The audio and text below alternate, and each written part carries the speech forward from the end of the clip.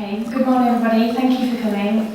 It's really good to see everybody here. I'm really proud of what we've achieved, the help that we received from Kathy, Mark in London and also CCLG for helping to put this day together. I just want to say thank you. For those of you that don't know me, you might have seen me through the Bethany's Wish charity, or you might have spoken to me on email. I'm Bethany's mum.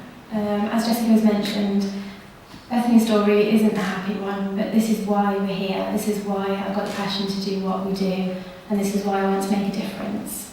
I just want to tell you a little bit about our story. So my daughter Bethany, she was age 4. She never had any health complaints, never noticed anything that was really abnormal. She had a few fevers, nothing that would make you take her to the doctors. Over a period of about 2 to 3 months, we noticed that her tummy appeared to be slightly swollen, but we just assumed that she had a healthy appetite. My husband comes from an African Caribbean background, we just assumed that she had a big bottom, big belly, kind of that build. It wasn't until another mother from one of the schools that Bethany went to, her little boy was treated for neuroblastoma, and she took one look at Bethany and said to me that I needed to take her to the doctors, that she didn't think it was right. So we booked an appointment with a GP, took her along, just expecting really to see that it was maybe an allergy, maybe an intolerance. I was imagining these African children that had big bellies that didn't get enough nutrients, and I thought, well, that's it, definitely. It was then that we were taken into a room. They found a large mass, as they called it. At that point, I didn't really understand what a mass was. They said it was likely to be a Walden's tumour. We were transferred to Birmingham under the care of Dr. Morland, who's in the room today, and also Sophie Will, who's here also today. She was diagnosed with stage 3 intermediate risk of right-sided Walden's tumour, and we started on the CCLG trial, which I think is 2001, is that right? And she started a 4-week course of preoperative chemotherapy with vincristine and actomycin. To begin with, she was very poorly. We completely just thought that our world was coming to an end. To hear that your little girl has got cancer, you just think that you're the only one in the whole world that it's happening to. We'd never heard of Walden's tumour, we'd never heard of cancer, we'd never met any child that had had cancer before, so it was a complete shock. And I think until you're thrown into this world, you never really notice any children with cancer, or even do any research to find out what the statistics are, how many are diagnosed. I think most people are just completely oblivious to the fact that children get cancer. The biopsy showed that she had stage 3 intermediate risk, so we started on a treatment regime. She had right-sided kidney removal, vincristine, actomycin, doxorubicin, and we also had radiotherapy to the whole of the tummy. Basically, when your child is diagnosed with cancer, I think the main things a parent goes away and does is go to Google. We basically research anything that we can find on this cancer. We research any treatments from around the world, what's the best thing to do, are the doctors doing the right thing, do they know what they're doing? And also you become very critical, it's your child, it's your baby, and you want to have the right thing done, you want that people know what they're doing. You're thrown into a world where you're given consent forms, clinical trial forms. Your knowledge of this at this point is vague. Your head is just full of the fact that your child has cancer. There's nothing else that can get into your brain at this point. But you're forced to sign the consent forms to have chemotherapy, to have surgery, and it's just a very scary time. You soon get used to what we call the oncology family lifestyle. You always have a bag packed ready to go. You can always get yourself ready in about 2 minutes and straight to hospital. You kind of sit there waiting for the temperature to go above the magic 38 degrees. Sort of play it around for half an hour, thinking that it'll go down, when you know that you're going to go to the hospital in the next half an hour after that. Also the neutropenia bubble, as I like to call it.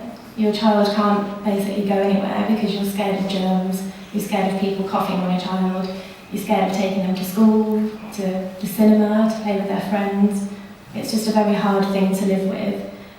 But oncology families, as I've met quite a few from doing this, they seem to adapt quite well. Their family is usually very strong, although there is very challenging times during the treatment. And mostly you have a lot of support from your family and friends. Also, I found parents become an expert parent. I think it's fair to say that most parents know more than some doctors that are treating their children about their cancer because they've researched so much, especially in shared care centres where there might not be the experience there of being in a main hospital. I think it's important for doctors, researchers to listen to parents. They know their child, they know when something's wrong. Even if the clinical evidence isn't there, you still need to listen to the parents and take their views on board. This is just a quote, as I say, to hear that your child has cancer is one of the single most hardest things to try and comprehend. You never think that it could happen to you, and I think this is extremely poignant quotation to say. Bethany completed her treatment in 2009. We were given the news that she was all clear. As Jessica mentioned, 90% of children with Wilms go on to make a complete recovery. Wilms is considered one of the best cancers to have. I've heard that it's been compared to diabetes, that they would rather have diabetes than Wilms tumour because diabetes is a long-term condition. Wilms tumour is fairly easy to treat. For me particularly, this is really hard for me to digest, and it's one of my pet hates, as it were, for Wilms. We have follow-up scans to abdomen and lungs on a 3-monthly basis. We managed to get to 18 months. We were all clear. We thought, that's it, we're home free, we've got past the year. The scans were going to reduce after that point. Unfortunately, only 1 month after having a clear chest x-ray and abdominal scan, we noticed that Bethany had some blood in her urine, and then a relapse was confirmed in the left kidney and also the lungs. So this time round, I think the first time the treatment was I think we felt that Bethany had cancer, but we didn't really have a lot of treatment. We weren't really in hospital a lot of the time. She didn't really have a lot of blood transfusions. I think sometimes we felt, well, she's got cancer, but she doesn't really have cancer because the treatment's that simple. But this time round, it was definitely what I call the belts and braces approach. Everything was thrown at her. We were treated with carboplatin, cyclophosphamide and etoposide. She had GCSF injections to increase her white cell counts. She had stem cell harvest and stem cell transplant. Was treated with high-dose melphalan. We had multiple blood and platelet transfusions, admitted numerous times for infections, and during the period of the treatment we noticed increased and prolonged neutropenia. This time around we spent the majority of our time in hospital, and it was a very scary time for us. We were lucky enough to have a brilliant surgeon, Mr. Arrell, is that his name? Yeah. Brilliant surgeon. He operated the first time on Bethany. The second time he was around, he'd just come back from Afghanistan, and he was able to dissect the tumour in a remaining kidney, took away about 3/4 of that kidney, leaving her just 1/4. The plan was for dialysis and an eventual transplant of that kidney because there's only a limited amount of time that 1/4 of a kidney can work for a whole body. And she also had radiotherapy to both lungs. In February 2012, we were given the good news that we were in remission. There was no evidence of disease in the lungs, and the area around the kidney that they removed was all clear. We truly thought that this was the time that we'd beaten the disease and it wouldn't come back. I know that the doctors had reservations about that, but we were really, really positive this time. This was going to be the time that Bethany was going to survive. We also got the good news that she didn't need dialysis. Her kidney was working brilliantly. On 1st of August 2012, a routine scan showed that she relapsed again to her left lung. Surgery was ruled out due to proximity of the tumours to her major vessels. We had numerous discussions with both the team at Birmingham and Kathy in London, and also consulted people in America to try and find some treatment somewhere that would work. There's no further relapse protocol for Wilms tumour after the first round. There's no research evidence to date of any chemotherapy agents which show curative results for relapsed Wilms tumour. Topotecan, which is one of the chemotherapy agents, was offered, but again, there's no evidence to show that this would cure Bethany. I consulted doctors around the world, the USA, I think there was somebody in Germany that I spoke to. I just spent the whole time on the phone and the internet just trying to find something.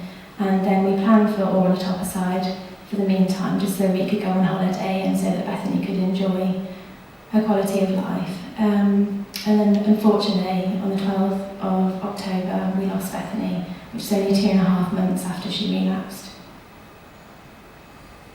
So for me, the main thing that I want to do is just raise awareness of Bethany's story, raise awareness of Wilm's tumour, and also look at how things could be done different and trying to get the parents' view across. I know that I've only got limited experience of Wilm's tumour. I know that there's a lot of children's cancers that I don't necessarily know about the treatments for, but I feel very passionately for parents and that their view should be considered in research and that their view should be considered when treating children.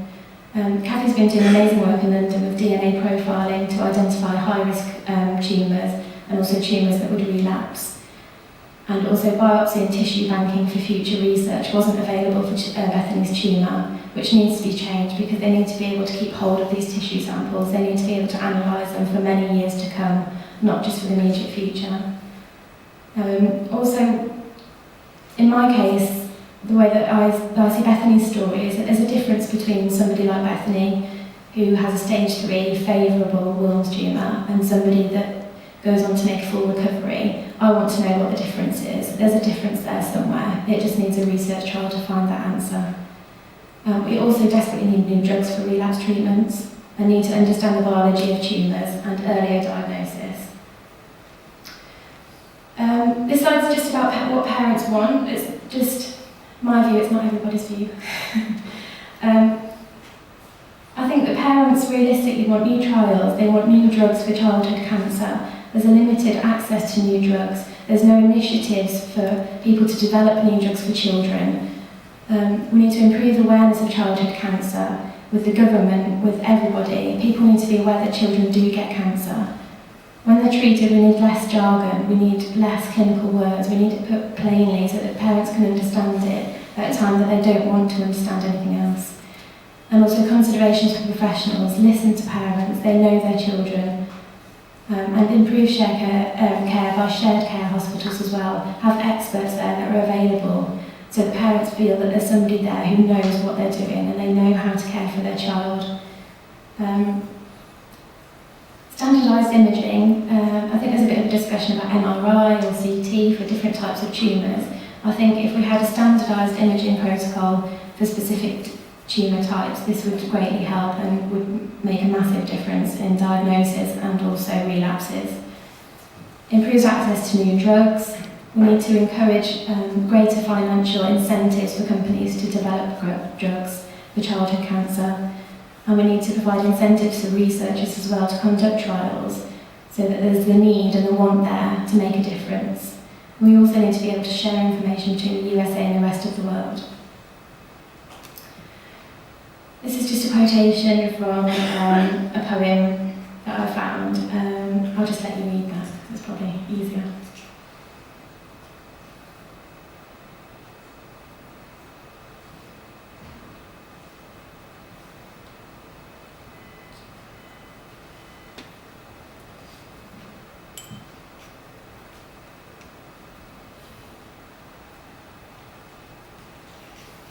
And finally, I'd just like to close with, together we can make a change, together we can save 100% of children from childhood cancers. I really do feel that together we need to fight to make sure that children are not lost due to financial limitations or lack of research. Paediatric cancer research is the answer to the cure, so together we can make that change. Thank you.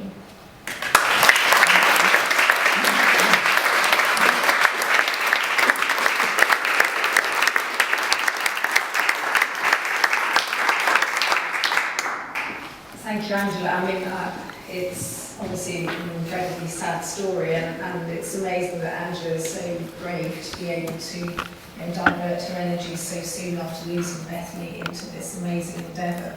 And I'm just amazed, how many people she's mobilised to come and talk about this topic. And I hope we can go away at the end of the day with some really concrete plans on how we can work together to really start to change things for the better in the UK.